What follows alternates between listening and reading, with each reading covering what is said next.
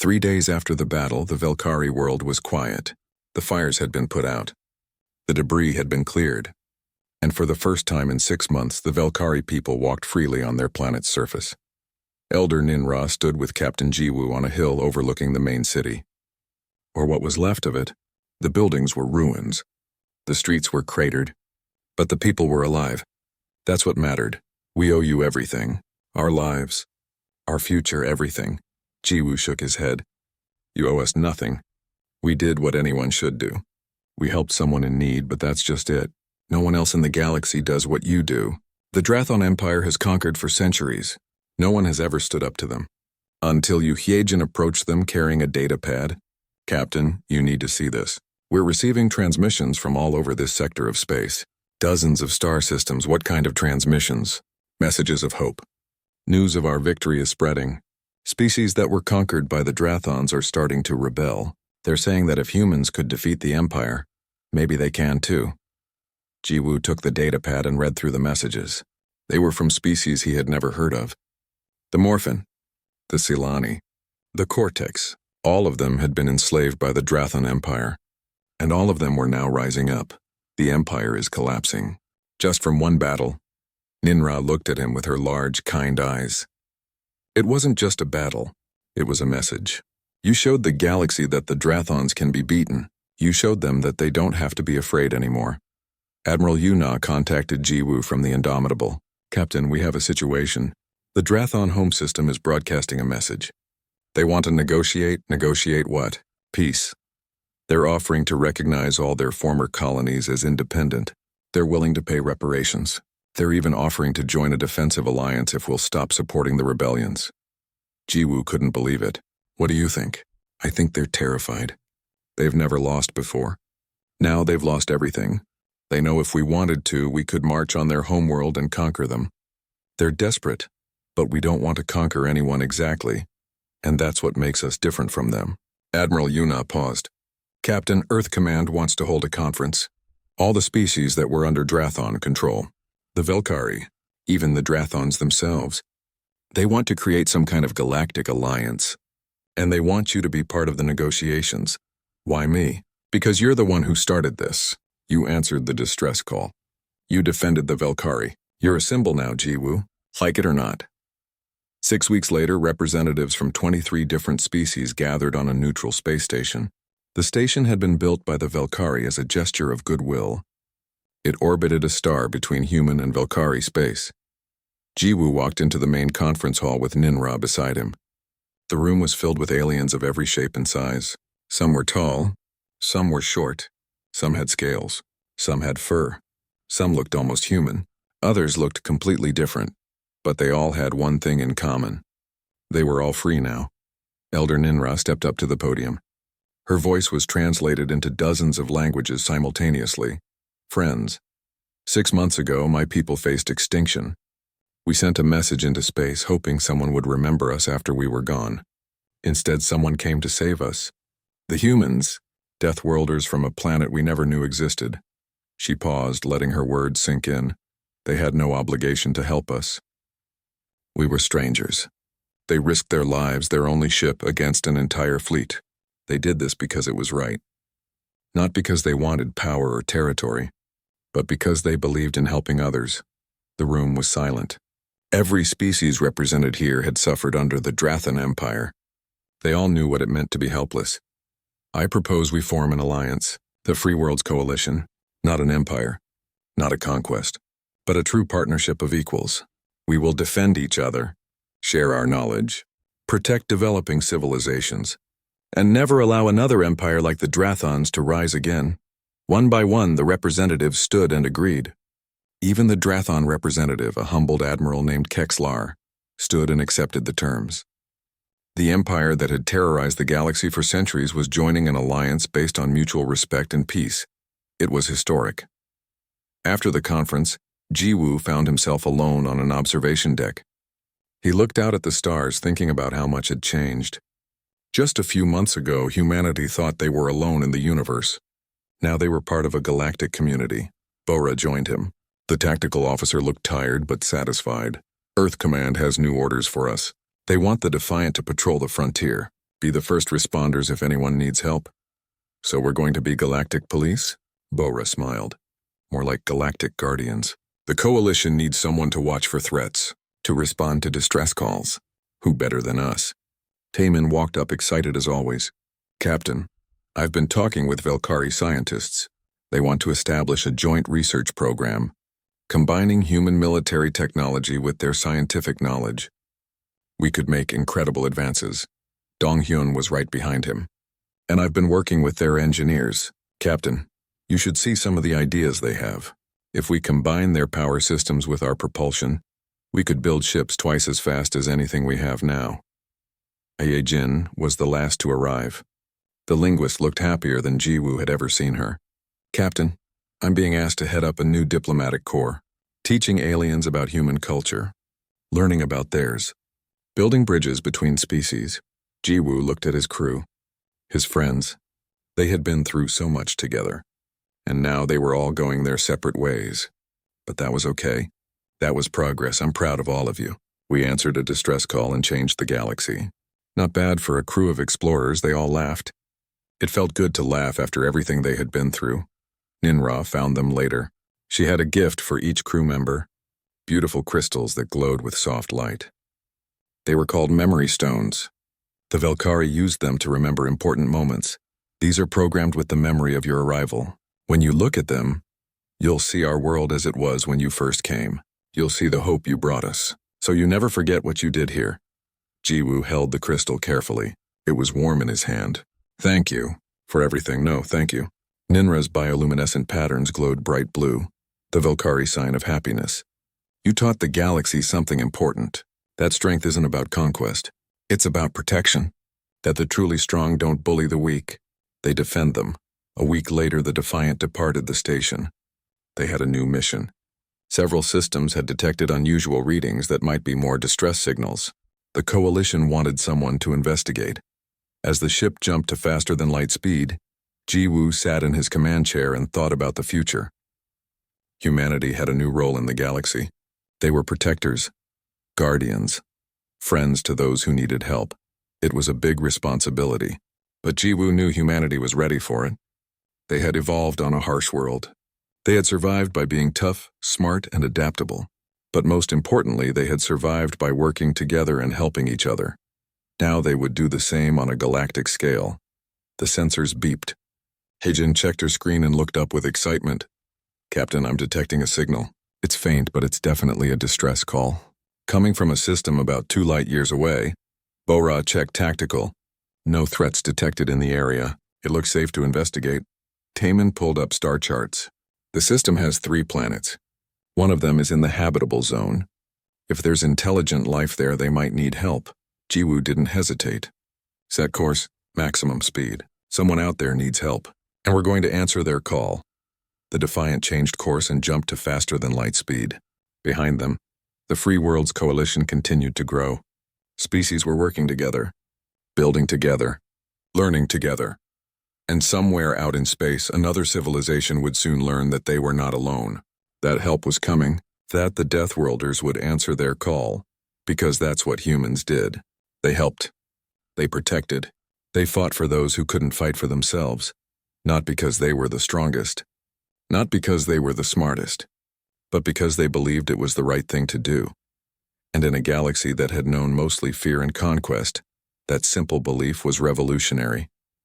The age of empires was ending. The age of cooperation was beginning, and it all started because one captain heard a distress call and decided to answer it. Back on the Defiant, Taman couldn't sleep. His mind was racing with everything he had learned about the Drathon Empire. He sat in the science lab, going through the Velkari intelligence data again and again. Something wasn't making sense. The Drathon Empire had conquered 47 star systems, dozens of species, yet their technology wasn't impressive. Their ships were big but poorly designed. Their weapons were powerful but inefficient. How did they win so easily? Then Taman found something interesting in the Velkari database. It was a planetary classification system. The Velkari rated worlds based on how dangerous they were to life. Most inhabited worlds were Class 1 or Class 2, gentle environments. Calm weather, few predators, Earth wasn't in the database, of course. The Velkari had never heard of it. But out of curiosity, Taemin entered Earth's data into the classification system. The result made him blink. Class 12, the highest danger rating in the entire system. The database had a note saying that no known intelligent species had ever evolved on any world rated above Class 8. Donghyun, can you come to the lab? Taemin called. I need a second opinion on something. The engineer arrived a few minutes later, wiping oil from his hands. He had been working on the ship's weapon systems. What's up, Doc? Look at this. Taemin showed him the classification. According to the Velkari, Earth is incredibly dangerous. Too dangerous for intelligent life to evolve. Donghyun laughed. Earth dangerous? We grew up there. It's just normal. That's my point. It's normal to us. But look at the reasons for the high rating. Earth's gravity is almost twice what most species consider normal. Our atmosphere has high oxygen levels that are toxic to many aliens. We have extreme weather, hurricanes, tornadoes, earthquakes, and our wildlife. Taemin pulled up images of Earth. Animals. Lions, bears, sharks, crocodiles, snakes, spiders. Most inhabited worlds don't have apex predators like these, Taemin explained. The Velkari homeworld has nothing more dangerous than what we would call a large rabbit. Even their oceans are peaceful. Donghyun sat down, his smile fading. You're saying we evolved in hell compared to them? Not hell. Just a much harsher environment. Think about it. Our bodies had to adapt to high gravity. That makes us stronger and more durable than most species. We can run for hours without stopping because we evolved to chase prey until it died from exhaustion. Our immune systems fight off diseases that would kill other species in hours. They heard footsteps. Bora entered the lab. I heard you two talking about Earth being dangerous. I want to know more. Taemin showed her the data. Bora studied it with her tactical mind. Her eyes grew wider as she understood the implications. This means we're naturally tougher than the Drathans, she said slowly. Physically tougher. They evolved on an easy world. They never had to fight for survival like we did. Exactly, Taemin said. And there's more. I've been analyzing the Drathon ship designs. Their vessels are built for species that evolved in low gravity. The internal structure is weak by our standards. The life support systems are delicate. What about their weapons? Bora asked. Powerful but crude. They rely on overwhelming firepower rather than precision. Our point defense systems are faster than their targeting computers because we need faster reflexes just to survive on Earth. Donghyun was grinning now. So what you're saying is that humans are basically super soldiers compared to them? In a way, yes. But it's more than just physical. Think about human history. We've been fighting wars for thousands of years. We understand tactics, strategy, deception. The Drathon Empire wins because no one fights back properly. They intimidate their enemies into surrendering. Bora called Jiwoo to the lab. When the captain arrived, Taemin explained everything they had discovered. Jiwoo listened carefully. When Taemin finished, the captain was quiet for a long moment. So you're telling me that what makes humans ordinary on Earth makes us extraordinary in space? Yes, sir. We're Deathworlders. We come from a planet that would kill most alien species in days. That makes us naturally adapted for war in ways the Drathons can't match. Jiwoo walked to the window and looked out at the Velkari planet below. Fires still burned on the surface. In 72 hours, the Drathon fleet would return to finish what they started. But now he knew something the Drathons didn't. They had never faced a species like humanity. They had never fought someone who evolved fighting. Bora, I want a full tactical analysis. Use everything we know about Drathon ships and tactics. Find their weaknesses. Taemin, work with the Velkari. See if we can retrofit any of their remaining orbital platforms with our weapons. Donghyun, I need our ship ready for the fight of its life. They all nodded. As they left to begin their tasks, Jiwoo opened a communication channel to the entire crew. This is the captain. I need everyone to understand what we're about to do. In 72 hours, a Drathon fleet of 40 warships will arrive. We are one ship, but we have advantages they don't know about. He explained about Earth being a death world, about how humanity's harsh home had made them stronger, faster, and tougher than most aliens. About how human tactical thinking was thousands of years more advanced than species that never had to fight. The Drathon Empire is built on fear, Jiwoo continued. They expect their enemies to surrender. They expect easy victories. Well, we're going to show them what happens when they face someone who fights back. We're going to show them what Deathworlders can do. Down on the planet, Elder Ninra watched the human crew working. They moved with purpose and energy that amazed the Velkari. These humans worked for hours without rest. They lifted heavy equipment that should have required machines. They thought and moved faster than seemed possible. A young Velkari scientist named Kelva approached Ninra. She had been studying the humans closely. "Elder, I've been analyzing their biology. These humans are terrifying." "What do you mean?" Ninra asked. "Their homeworld should have killed them, but instead it made them into perfect warriors. They can regulate their body temperature through sweating, which allows them to work continuously. Their bones are dense and strong from the high gravity. Their muscles are powerful. Their reaction times are incredible. And Elder, they have binocular vision optimized for tracking prey." Kelva pulled up data on her device. "They're persistence hunters. On their world, humans would chase prey for hours or even days until the animal died from exhaustion. That's why they can work so long without stopping. It's in their biology." Ninra felt a chill. "You're saying they evolved to hunt things to death?" "Yes, and their psychology matches their biology. They form tight social bonds. They're protective of their group. And they have something we don't have much of: aggression, the willingness to fight when threatened." Ninra watched Captain Jiwoo directing the defense preparations. He moved with confidence and authority. There was no fear in him, only determination. "The Drathons don't know what's coming for them," Ninra said quietly. "They've never fought a species like this." "No," Kelva agreed. "They've conquered peaceful species, gentle species that evolved in safe environments. But humans? Humans come from a world of monsters, and they survived by becoming the most dangerous monster of all." As the preparations continued, word spread through the Velkari bunkers about what Earth really was, about the deadly animals, the violent weather, the diseases, the high gravity, about how humans had evolved in constant struggle. The Velkari began to understand. These strange aliens who had come to help them weren't just brave. They were born for this. War was in their history, their culture, their very biology. The Drathan Empire thought they were coming to destroy a helpless world. Instead, they were about to meet Deathworlders, and the galaxy would never be the same. The 72 hours passed too quickly. The human crew had worked without stopping. They retrofitted 3 Velkari orbital platforms with human railguns and missile systems. They seeded the debris fields with mines. They set up automated defense drones at key positions around the planet. It wasn't much. Not against 40 warships, but it was something. Jiwoo stood on the bridge of the Defiant, watching the sensors. Any moment now, the Drathon fleet would arrive. Behind him, his crew sat at their stations. Everyone was tense but ready. "Captain, I'm detecting hyperspace signatures." "They're coming."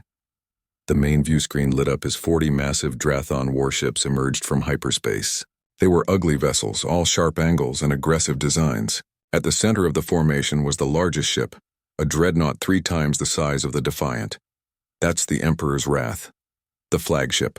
It's commanded by Admiral Vexthor. The Drathon fleet spread out in a standard attack formation. They clearly weren't expecting any resistance. Why would they? The Velkari had no ships left. A transmission came through. Heejin put it on the main speakers. The voice was harsh and grating, translated by the computer. "Velkari survivors. This is Admiral Vexthor of the Drathon Empire. Your time has come. Surrender now and we will make your deaths quick. Resist and we will make you suffer. You have 1 minute to decide." Jiwoo smiled. It wasn't a friendly smile. "Heijin, open a channel." "Channel open, Sir Admiral Vexthor. This is Captain Jiwoo of the United Nations Space Command. The Velkari are under our protection. You will withdraw from this system immediately. This is your only warning." There was a long pause. Then the Drathan Admiral laughed. It was a cruel sound. "United Nations? I have never heard of you. You have 1 ship. 1 tiny ship. I have 40 warships. Are you insane? Maybe, but I'm also serious. Leave now or face the consequences." "Very well. You will be an example to others who think to defy us." "All ships destroy that vessel." The Drathon fleet opened fire. Hundreds of weapons discharged at once. The space around the Defiant lit up with energy beams and missiles. Evasive maneuvers. Point defense systems active. The Defiant moved like nothing the Drathons had ever seen. Human pilots could handle G-forces that would kill most aliens. The ship twisted and spun through space, dodging fire that should have been impossible to avoid. The point defense systems opened up. Thousands of small projectiles fired every second, intercepting incoming missiles and deflecting energy beams. The systems operated faster than Drathon targeting computers could track. Of the hundreds of shots fired at the Defiant, only a handful hit. And the ship's shields absorbed most of the damage. Target their forward ships. Fire railguns. The Defiant's main weapons opened fire. Railguns accelerated metal slugs to 3% of light speed. At that velocity, nothing could stop them.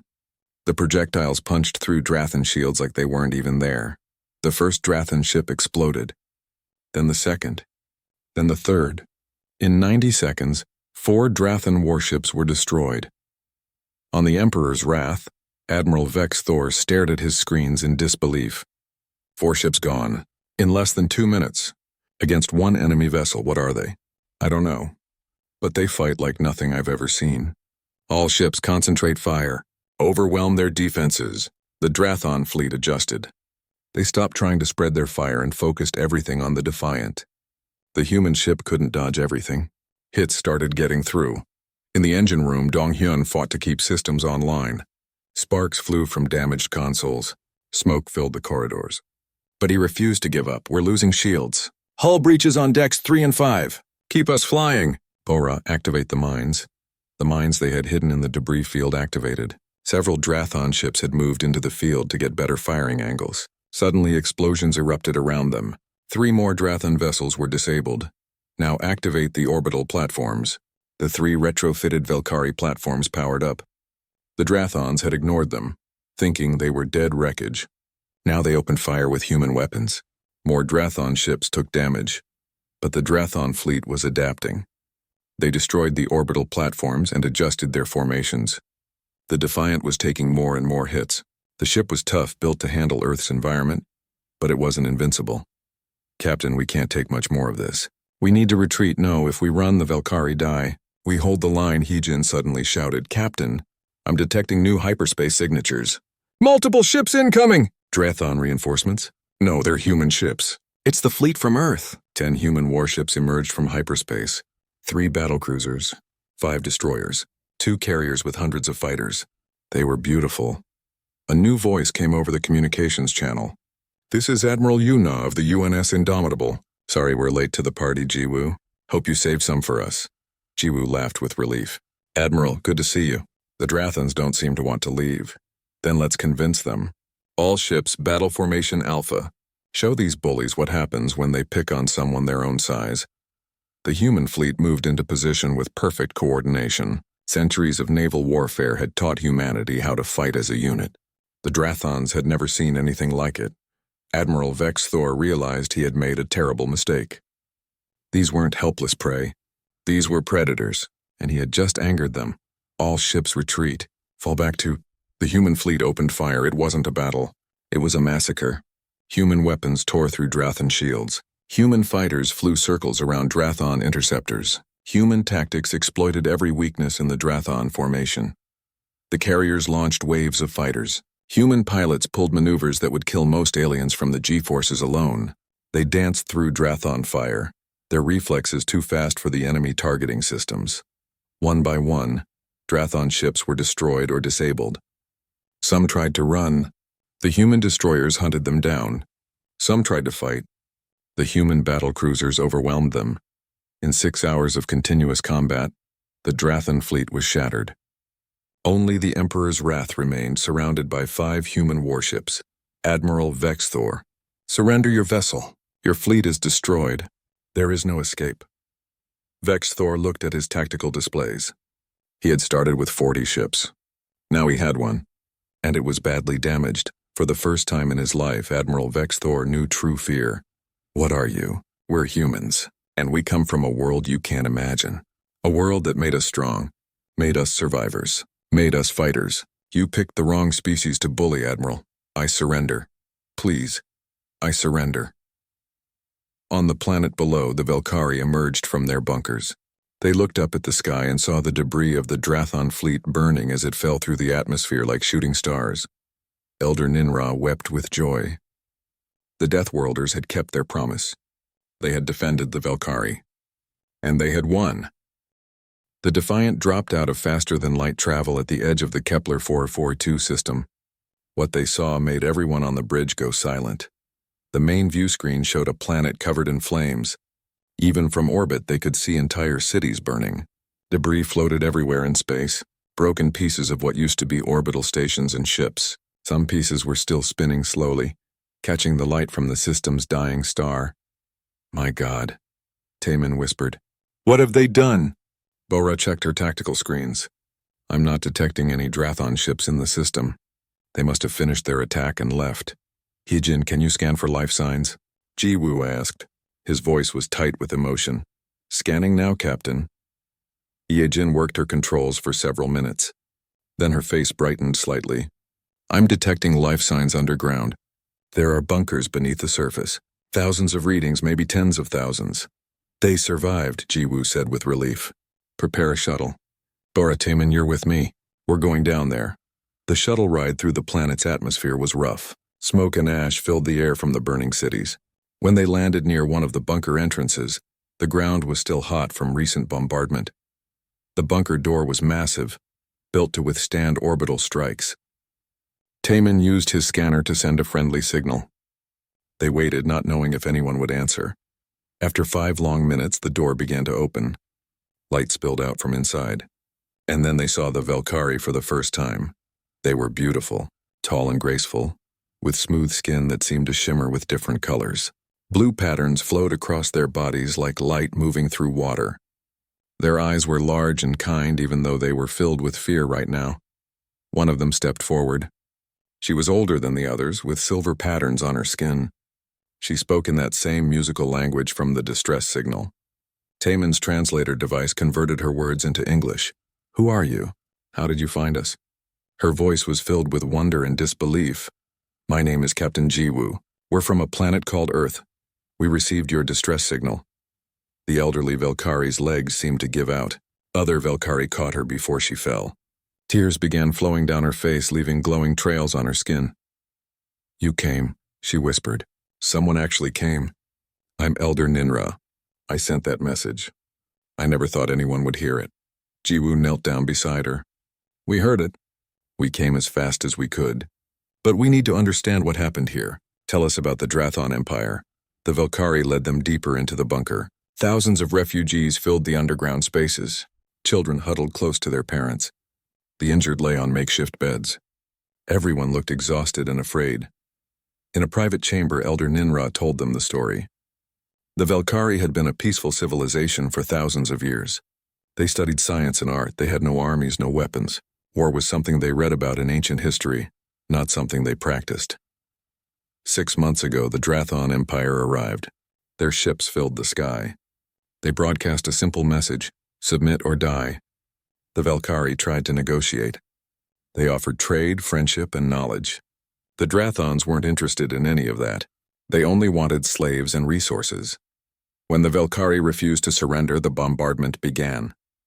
The Drathons destroyed their orbital defenses in hours. Then they started bombing the surface. Cities were reduced to rubble. Millions died in the first week. We tried to evacuate, Ninra said. We loaded our ships with refugees and sent them to other systems. But the Drathon fleet hunted them down. They destroyed every ship. We stopped trying to run and built these bunkers instead. Now we just wait for them to come back and finish what they started. Taman looked sick. How can anyone be so cruel? Because they can, Bora said grimly. They've never faced real resistance. According to the data in your message, the Drathon Empire has conquered 47 star systems. They win because no one fights back. Ninra brought up holographic displays showing Drathon intelligence. The Velkhari had managed to hack into some Drathon systems before their networks were destroyed. What they learned was terrifying. The Drathon Empire was vast. Dozens of species had been conquered or destroyed. The Drathons believed that might made right. If you were weak, you deserved to be conquered. If you were strong, you should be doing the conquering. But as Taman studied the data, he noticed something interesting. The Drathon ships weren't actually that advanced. Their weapons were powerful, but their technology was crude. Their tactics were simple and brutal. They win through numbers and fear, Taman said. They overwhelm their enemies with massive fleets. But ship for ship, they might not be as dangerous as they seem. That doesn't help us, Ninra said sadly. We have no ships left, no weapons. Even if we knew their weaknesses, we have no way to exploit them. Jiwoo stood up and walked to the holographic display. He studied the Drathon fleet positions and ship designs. An idea was forming in his mind, but it was crazy. Absolutely crazy. When will they come back? He asked. According to their patrol patterns, in about 72 hours, Ninra replied. They'll come back to finish the bombardment. To make sure no Velkari survived. Bora saw the look on Jiwoo's face. Captain, what are you thinking? I'm thinking that Earth Command told us to investigate and gather intelligence. Well, we've done that. Now I think we need to do something they didn't authorize. What do you mean? Taemin asked. I mean, we're going to stay. We're going to defend this world. And we're going to show the Drathan Empire that not everyone in this galaxy is going to roll over for them. Bora smiled. It was the first time anyone had seen her smile in months. Captain, there are 40 Drathon warships in the fleet that will return here. We have one ship. Yes, Jiwoo said. But they've never fought anyone who fought back. We have. Humans have been fighting each other for thousands of years. We know war. They only know bullying. Ninra stood up, her bioluminescent patterns glowing brighter with hope. You would do this?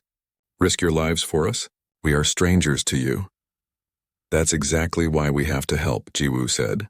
Because it's the right thing to do. And because if we don't stop the Drathon Empire here, they'll keep conquering. Eventually they might find Earth. Better to face them now on our terms. He activated his communicator. Defiant, this is the captain. Hyjin, I need you to send a message to Earth Command. Tell them about the Velkari. Tell them about the Drathon Empire. And tell them we're going to need reinforcements. Hyjin's voice came back worried. Captain, Earth Command ordered us not to engage. I know what they ordered. Send the message anyway. And Hyjin, ask for volunteers. Tell them we found aliens. Tell them those aliens are about to be destroyed by an empire. Tell them Captain Jiwoo and the crew of the Defiant are going to make a stand. Anyone who wants to help should come now. There was a pause. Then Hyjin replied, her voice stronger now. Message sent, Captain, and sir. The crew wants you to know we're with you. All of us, Jiwoo looked at Ninra. You said you built these bunkers to wait for death. Well, we're going to turn them into shelters to wait for victory. We have 72 hours. Let's get to work. For the first time since the attack began, Elder Ninra felt something she thought was lost forever. Hope. Captain Jiwoo sat in the command chair of the UNS Defiant, staring at the star map displayed on the main screen. Space was quiet tonight. Too quiet. The ship had been traveling through the outer regions of explored space for 3 months now, mapping new systems and searching for resources. It was boring work, but someone had to do it. The year was 2287, and humanity had finally figured out how to travel faster than light. The Defiant was the first ship to use this new technology for deep space exploration. Jiwoo felt proud to command such an important mission, even if most days involved nothing but empty space and routine checks. Lieutenant Hyjin broke the silence from her station. She was the communications officer, and right now her face showed confusion. Her hands moved quickly across her controls as she tried to make sense of something. Captain, I'm picking up something strange, Hyjin said. It's a signal. Very weak, but it's definitely artificial. Not natural space noise. Jiwoo leaned forward. His heart started beating faster. An artificial signal out here? That could only mean one thing. Can you tell where it's coming from? Working on it now, sir. Hyjin's fingers danced across her keyboard. The signal is very old. It's been traveling through space for a long time. I'm trying to clean it up so we can understand it. Dr. Taemin, the ship's chief science officer, rushed over to Hyjin's station. He was a thin man with glasses that always seemed too big for his face. Right now, those glasses reflected the glowing screens as he studied the data. This is incredible, Taemin whispered. Captain, if this is what I think it is, we're looking at proof of alien life. The bridge went silent. Everyone stopped what they were doing and turned to look. Alien life. The words hung in the air like a bomb waiting to explode. Humanity had been searching for aliens for centuries. They had found nothing. Empty planets, dead rocks, but never a single sign of intelligent life until now. How long until you can decode it? Jiwoo asked. Give me an hour, Hyjin replied. Maybe 2. The signal uses patterns I've never seen before, but patterns are patterns. I can figure it out. Jiwoo nodded. He turned to Commander Bora at the tactical station. She was a serious woman who rarely smiled, but she was the best tactical officer in the fleet. If things went wrong, Bora would keep them alive. Commander, run a full sensor sweep of the area. I want to know if anything else is out here with us. Already on it, sir, Bora said without looking up from her screens. So far, nothing. Just us and empty space. The next 2 hours felt like days. Jiwoo paced the bridge while Hee-jin worked on the signal. Taemin hovered nearby, offering suggestions and theories. The rest of the crew tried to focus on their normal duties, but everyone kept glancing at the communication station. Finally, Hye-jin looked up. Her face was pale. "Captain, I've decoded the message." "You need to hear this." "Put it on speakers," Jiwoo ordered. A voice filled the bridge. It was strange, musical almost, like nothing human. The words were translated by the computer into English, but the emotion behind them was clear. Fear, desperation, sadness. "This is Elder Ninra of the Velkari people. If anyone can hear this message, please remember us. Our world is dying. The Drathon Empire came to our system 6 months ago. They demanded we submit to their rule. We are a peaceful people. We have no weapons, no soldiers. When we refused to become their slaves, they began destroying our world." The voice paused. In the background, they could hear explosions and screams. "They bomb our cities from orbit. Our orbital stations are destroyed. Millions are dead. We sent ships to evacuate, but the Drathon fleet hunts them down. There is no escape. We are sending this message to anyone who might hear it. We do not ask for rescue. It is too late for us. We only ask that someone remembers the Velkari existed, that we loved and laughed and dreamed. Do not let the galaxy forget us." The message included coordinates, star charts, and technical data about the Drathon Empire. Then it ended. The bridge was silent. Taemin spoke first. His voice shook. "Captain, according to the data in the message, this signal was sent 6 months ago from a system 1,200 light-years from Earth, the Kepler 442 system. How long would it take us to get there?" Jiwoo asked. Engineer Dong-hyun answered from the engine room through the intercom. He was responsible for the ship's faster-than-light drive. "With our current FTL capabilities, about 72 hours, sir. But Captain, we need to think about this carefully. We don't know anything about this Drathon Empire." "We know they destroy entire civilizations," Bora said coldly. "We know they're slavers, and we know they might still be in that system." Jiwoo stood up and walked to the main view screen. Out there, somewhere in the darkness, an alien species was crying for help, or had cried for help. The message was 6 months old. The Velkari might already be dead, but what if they weren't? "I need to contact Earth Command," Jiwoo said. "This decision is too big for me to make alone." He went to his ready room and opened a quantum communication link to Earth. The technology allowed instant communication across any distance, but it required huge amounts of power. They could only use it for important messages. This was definitely important. Admiral Park appeared on the screen. She was an older woman with gray hair and sharp eyes. She had commanded ships in space before Jiwoo was even born. "Captain Jiwoo, your message said this was urgent." "What's the situation?" Jiwoo explained everything. The signal, the Velkari, the Drathon Empire, the coordinates. When he finished, Admiral Park was quiet for a long moment. "This changes everything," she finally said. "We're not alone in the universe, and the first aliens we discover are being destroyed by an empire. Captain, I need to bring this to the Security Council. Stand by for orders." The next 12 hours were torture. Jiwoo knew that back on Earth, the most powerful people in humanity were debating what to do.